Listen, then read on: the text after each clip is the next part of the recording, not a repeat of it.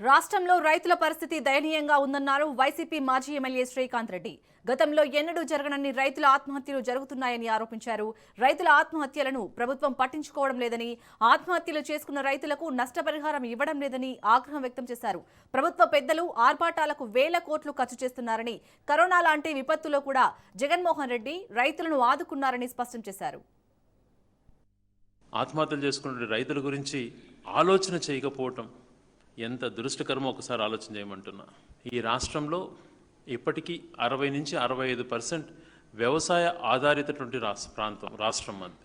ఆ రైతులకి ఎంత చేసినా తక్కువే. ఆ రోజు జగన్మోహన్ రెడ్డి గారు కరోనా లాంటి పరిస్థితులు ఉన్నా సంక్షేమం అన్నటువంటిది ఇస్తూ, సంక్షేమంతో పాటు రైతుల యొక్క మంచిని కోరుకొని దాదాపుగా 8,000 కోట్ల పైగా దీనికి మార్కెట్ ఇంటర్వెన్షన్ స్కీమ్ ద్వారా రైతులకు అందజేస్తే, ఈరోజు 2 సంవత్సరాల పైగా అయిపోతుంది మీ ప్రభుత్వం ఏర్పడి, ఇంతవరకు 1000 కోట్ల లోపే మీరు ఖర్చు పెట్టారు. మీకున్న చిత్తశుద్ధి ఏందో ఒకసారి ఆలోచన చేయమంటున్నా. ఏదో గతం ఏదో మాట్లాడుతూ ఆ తప్పు జరగకపోయినా నింద వేసి మీరు లబ్ధి పొందడం కోసం పదే గత ప్రభుత్వం నిందించడం కాదు. గత ప్రభుత్వం చేసినటువంటి మంచిలో మీరు కనీసం 5వ వంతు కూడా మీరు చేయలేరు.